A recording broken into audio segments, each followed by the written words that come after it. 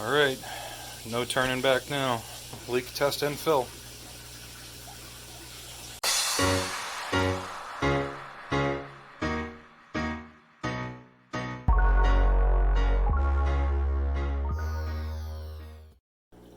What's going on, guys? Welcome back to Trafish Aquatics. Today I'm finally getting all the things that I need together to set up this 150-gallon tank. I've been leak testing it for about the last 30 hours, as well as soaking the driftwood that you can see in here. They've been in there about the same amount of time. No leaks. The tank hasn't exploded, so that's good news. I'm going to say that I'm pretty sure that we're good to go. So what I'm going to do today is I'm going to be getting all the other components that I need to set up this tank, that being the plant's lighting and substrate. So basically what I'm going to do is I'm going to call around and see if I can find the plants that I'm looking for. Basically I'm just looking for jungle val or any other kind of Vallisneria, because I want real tall plants that are going to grow up and cover some of the top of the tank. And I may also get some Anacris for that, which I already have growing in the fish room, so that's not a big deal. I already have the Java Fern and the Anubias that I want to use. So let me call around, see if I can find some jungle val, because this time of year jungle val is a little hard to find. And we'll see what we can come up with, and then I'll film myself getting all this stuff. So here we go. Alright guys, so I called around to all my local shops, a couple of my favorite fish stores, and some other shops that I don't normally go to, trying to find jungle val. Now, only one shop out of all the ones I called 4 or 5 different ones that are local to me. Only one of them had Vallisneria, and it was Italian val and corkscrew val is what they had. And very much smaller plant than what I want. I want something a little bit beefier. I know those are kind of wispy and thin. So I think what I'm going to end up doing, right, is I'm going to take the jungle val that's in this 55-gallon tank right here. If we spin this around, this jungle val right here is very big. It's already grown up and all the way across the tank over here. So I think what I'm going to do is I'm going to take that jungle val out, and then we'll get the jungle val in this tank along with all the other plants. Some of them I'm not going to be able to get in right away because the driftwood is still floating. But that's what I'm going to do for the Vallisneria. All the other plants I have. And we'll go from there and see what we can make happen. So I'm going to head out now. We're going to go get the sand. I'm heading up to Lowe's and seeing what they have. And then I'm going to head over to Walmart and pick up my lighting. So here we go for that. Alright guys, so I'm down at my local Lowe's and I'm looking to get some sand. I want to try and find a natural looking sand because I want to make this tank look as natural as I can and closest to the natural environment of the fish. So right now I'm looking here and they've got play sand. Now play sand, if you want to do live plants, is not very good, although it is a pretty cheap option at only $4.40 for 50 pounds. It's not too bad, but it does compact on the roots, so I do not want that. The only other kind of sand that they have over here is this all-purpose sand. If you can look and see here, it's almost like a very fine gravel.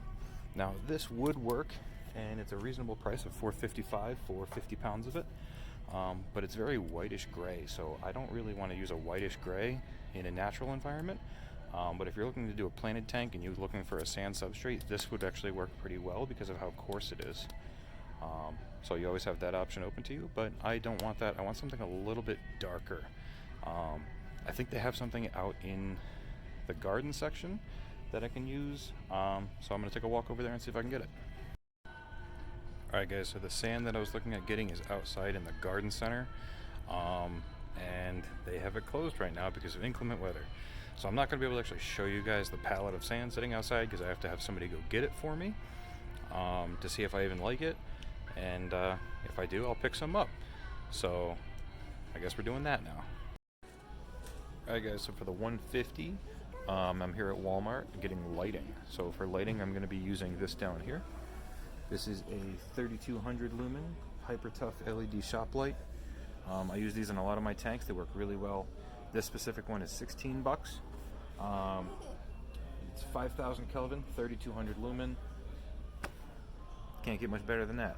and I really like the amount of light that these put off, so I think this is going to work out really well. So we're going to grab this, and we're going to head back to the house and set everything up. Alright guys, so I moved the chair out of the way. I'm going to try and get the light on this tank real quick and show you guys what it looks like. I'm pretty sure one of these shop lights is going to have enough light for this tank. I don't want the tank super bright, which is why I'm choosing low light plants, because the fish are going to be native, so they're not going to be used to a ton of light, even though they're in direct sun all day. There's a lot of natural structure and things like that, and I don't want to stress them out. I want to keep it as low light as possible, but still being able to grow live plants. So I think one of these shop lights is going to do that very well.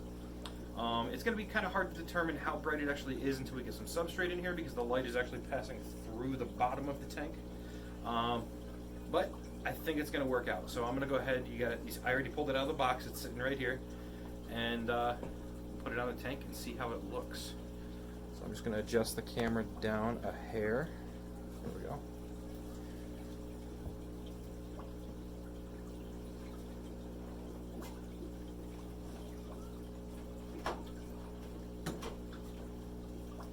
So the way the top of this tank is, originally it had 6 lights on it.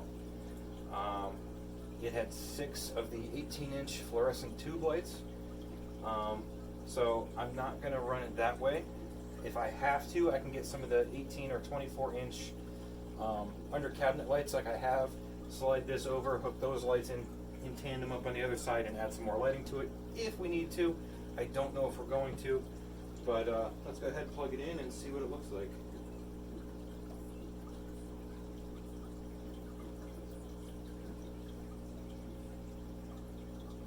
Okay, yeah. So that's actually putting out quite a bit of light. The bottom is kind of shaded out a little bit because all the light is hitting the driftwood. As you can see, it's very bright right here. But overall, I think that's going to work out pretty well. I'm hoping this driftwood doesn't take too long to get waterlogged and sink. It was dried, and I am returning it back into a piece of driftwood for aquarium use. The same thing goes for this piece of firewood that was lost. They dredged it off the bottom of a lake, and I'm going to use that too. So what I'm going to do now is I am going to start cleaning up the sand, and we'll get the sand in the bottom and see how that looks. Yeah, and we'll go from there. Alright, so before I start washing the sand up, I want to talk to you guys a little bit about the sand I'm going to be trying, right? So I've never used this sand before, and I got my Coke bottle up there. And I want to see how this is going to work out, right? So basically, this sand is Colorscape sand from Lowe's. I got it out in the garden section. Usually it's used for around pools and decorative sand and stuff like that. So let me show you what it looks like here. Pick it up. So this is it here. It is like a bluish tan, which is pretty much ideally what I wanted, because in local lakes around here, that's kind of the color of the bottom, is like a brownish bluish color, just because of the natural stone and things that we have around here. Alright guys, so I washed up some of this sand, probably about half of one of the bags. And one of my recommendations is going to be, if you choose to go with this kind of sand for any reason after this video, 1, wash it outside, and 2, take note, it's going to take forever. There's a lot of very fine particles left in the sand. So I'm going to go ahead and I'm going to start adding it in here, and hopefully it doesn't cloud up the water too bad. So yeah, here we go.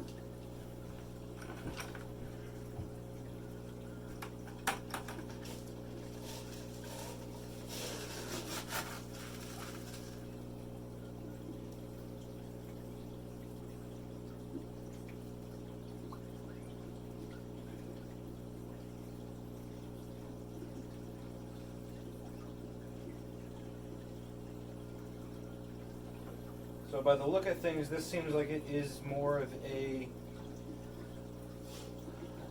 like a fine gravel than a sand. But we will see as things go on. Alright guys, I'm about 2.5 bags in of the 4 bags that I have total. And I found another way to clean it, which I'm going to show you in a second, and it's coming out much, much cleaner. Over there, it's very silty, very dirty still, so I'm going to have to gravel vac that a little bit. Let's see if I can show you. You can still see the very fine particles of sand laying on the top there. And over here, it's very much less so. So basically what I did is I took a bucket and put some window screen in it and put a ratchet strap around it so that I can actually wash the sand on top. And essentially it's very fine gravel. And all the dirt and sediment falls down into the bucket. That stays there. I scoop the clean sand back out and then put that in the tank. And it hasn't actually gotten any cloudier since I did that part, and I've done all this. So it's coming out much, much cleaner. And I think I'm going to be much happier with the way that this is going to go, with the way I'm cleaning it. So as long as it keeps going the same way, I mean, you can see how cloudy it is. It's just swirling. You can see that. So I think I'm going to be a little bit happier than I thought I was originally going to be with the sand that I'm putting in here. I think it's going to work out pretty well. I am going to have to put probably a hang-on back filter on here with some filter floss in it, just to take all the sediment that's in the water column out. But aside from that, pretty happy with it. So I'm going to go into my bathroom, into my bathtub, and show you exactly what I have set up with the bucket and how I'm cleaning it. And you know, if you ever choose to use a sand like this, maybe that'll help you out. So let's check that out. Alright, so this is basically what I've got going on here. We've got a bucket with some window screen and a ratchet strap around it. Got the bag of sand. This is when I'm putting the clean sand in to take it to the fish tank. And then I've got my siphon hooked up to the sink next to me. And essentially all we're doing is we're scooping. You can see how dirty that sand is. I'm just going to put 2 scoopfuls in here, just so I can show you guys. And then turn the water on. You can see that brown chocolatey color. That's what the bathtub looked like before. And we just get it in there and stir it up a little bit.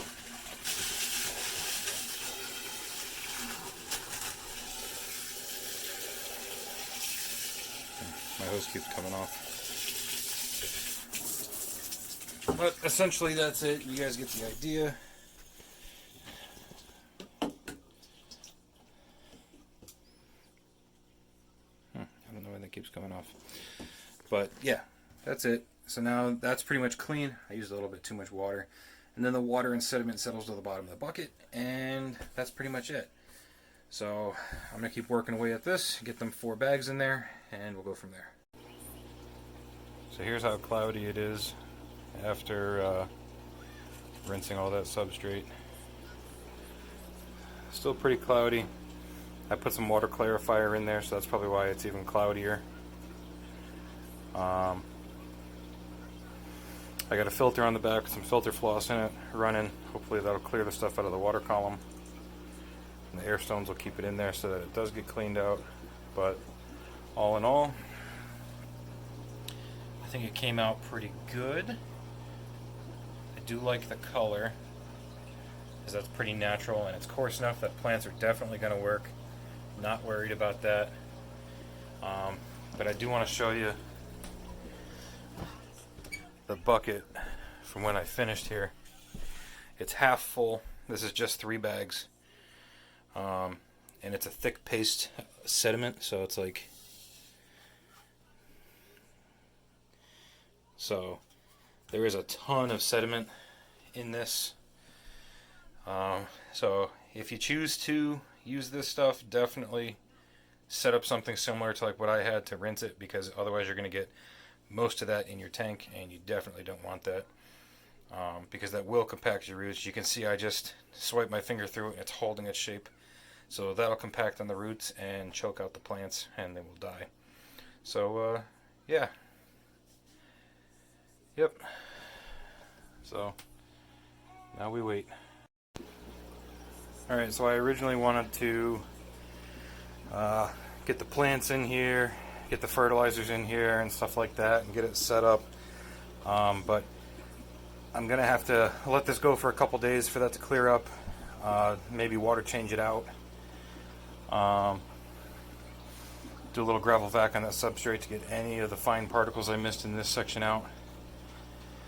And then hopefully that wood will have gotten enough water in it where it'll at least sink a little bit. If I have to put some rocks on it, I will. But aside from that, it's pretty much set to go. So I'm going to come back in a couple days and we'll plant it out. And yeah, hopefully finish up this video. Alright guys, so it's been a couple days and the water has cleared a little bit, but now I'm starting to have a little bit of a bacterial bloom, so it's not completely clear, it is still a little bit cloudy. But I was able to get some plants in the tank. Now, I wanted to do a whole filming thing where I filmed me putting all the plants in the tank and talked about what I had and showed you where I was putting it and what I was doing. But I did the whole video and I went back to go review the footage and I never hit the record button. So that's my fault. And I didn't want to go taking the plants back out to redo the video because I had put root tabs and things under them and I don't want to uproot those. So I'm just going to show you guys what I have, talk about it a little bit real quick, and you know, just go over it and show you guys what's in there. So I kept the lights off because I didn't want, you know, seeing anything back here before I wanted you to. So we're going to go ahead and we're going to turn the light on now, and I'll show you what all's in there. Alright guys, so I'm going to go ahead and I'm going to turn the light on so you guys can see what's in here. So the first thing that I really like about this is that focusing. Focus here. So the first thing I like about this is how natural it does look, right? So you can see it's still kind of cloudy, and because of that cloudiness you can really see the dark angles over here, which told me that these plants in the corners, the jungle fowl, are not going to get enough light, right? So I did want to upgrade that a little bit, and I was trying to figure out how I could do that, considering I already have a 4-foot light on here, and you would need 2 3-foot lights in order to do that. So what I decided to do was use the other kind of lighting that I like to use a lot, which is the under cabinet lights.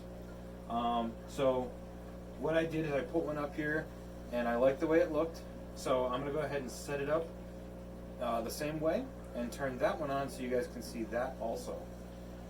So basically all I did is I took this light, I moved the shop light over, and I put this light right here, and we'll turn it on.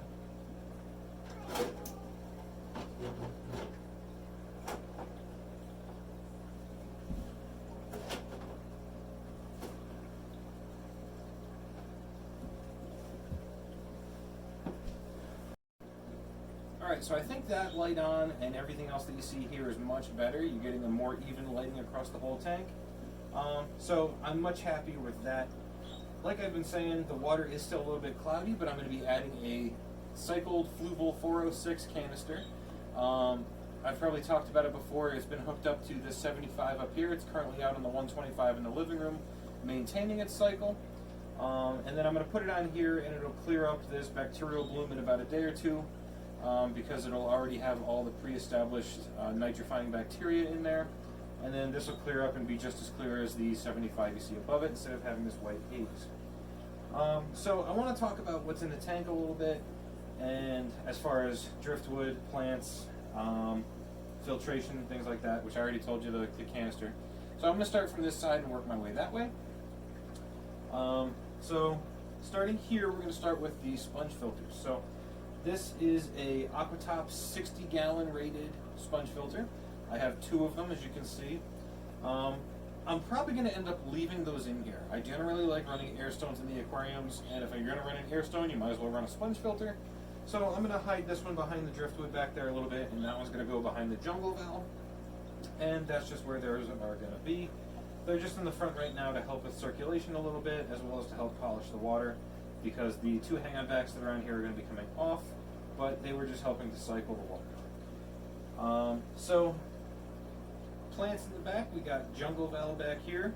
Now this jungle valve came out of the 55-gallon tank over there, and I actually trimmed it up before I put it in here, and it's still, this tank is 28 inches tall. This grows all the way to the top, and then actually grows all the way across and comes out over here and is wrapped around the inlet of this hang-on back. So I'm going to have to get that off of there, but that plant is about 6 feet tall. Then we have the driftwood that we got out of a local lake. On the driftwood right here, we have some Anubias nana here, as well as 3 plants right here. They're just tucked into holes that were in the driftwood. So that's that. Down here, attached to this rock, with some super glue gel, is some Java fern. I cannot remember the name of it, but it is a species of Java fern. Windala? I don't remember. But it's attached to that with some super glue gel. As long as you're using super glue gel, where the main ingredient in that is cyanoacrylate, it is aquarium safe, so you can use that. The name on that is just skipping my mind right now. So we have regular Java fern up here. We got 2 plants tucked into the driftwood. The red plant below that is a dwarf aquarium lily. I have 2 of those. There's this one here and that one over there. This one, all these plants have been in here for about 2 days now, and with the root tabs and fertilizer, has already shot up a leaf running to the top. It's about 1 foot tall. It's growing about 3 to 4 inches a day. So that plant is doing very well and is very happy. On the next rock over, we have some Anubias barteri. That's attached the same way with the super glue gel. Behind the driftwood on the end, we have about 10 stems of Anacharis. That's going to be a very fast growing stem plant that once it grows to the top of the aquarium, I'll be able to trim it, plant the trimming, and then it will propagate that way and continue growing. And I will continue propagating that back in that area to get a nice full plant. So after that, we already talked about the dwarf aquarium lily, and in the very back corner back there is another jungle val, which is about 4 to 5 feet long. Came out of the same tank as this one. Oh, and then the other piece of driftwood over there, I do have rocks on top of it because it was floating, so that's holding that down. And this big piece of driftwood was also floating, so currently this big rock right here and this rock behind the Java fern here is holding it down, because if I was to move one of those rocks off, this would immediately float to the top. But that is pretty much it. I already told you guys about the sand. That's all the decor and everything in there. The filtration, the lighting is the shop light and the under cabinet light. So that is the whole setup. So this tank is going to be stocked with pumpkin seed, native sunfish. I'm also considering a bluegill or 2 and maybe a red-breasted sunfish. I find native fish very, very pretty, as I do fish a lot, and I've always wanted to keep them in a tank, but I never had one big enough, so that is going to be the purpose of this tank. That way I can enjoy nature, my local nature, at home as well. So, yeah, I'm really looking forward to that. So that's going to be a whole video of me going out catching them and everything. So let me know if you guys are looking forward to that. I have filmed fishing videos in the past, so that's not a whole new thing for me, but it is probably going to be a new thing for the channel a little bit. So yeah, so that's pretty much it for this video, guys. Thank you for watching Tryfish Aquatics. Let me know if you enjoyed the tank. I apologize that I didn't get a whole video of me planting everything, because I went to take one and my dumb self never hit the record button, so I'm pretty aggravated at myself for that one. But I hope me explaining it to you a little bit really helped us out. I really would have rather just film it. I didn't want to pull everything back out because I already had root tabs in there. So it is what it is. But thank you guys for watching Tryfish Aquatics. I will see you guys in the next video.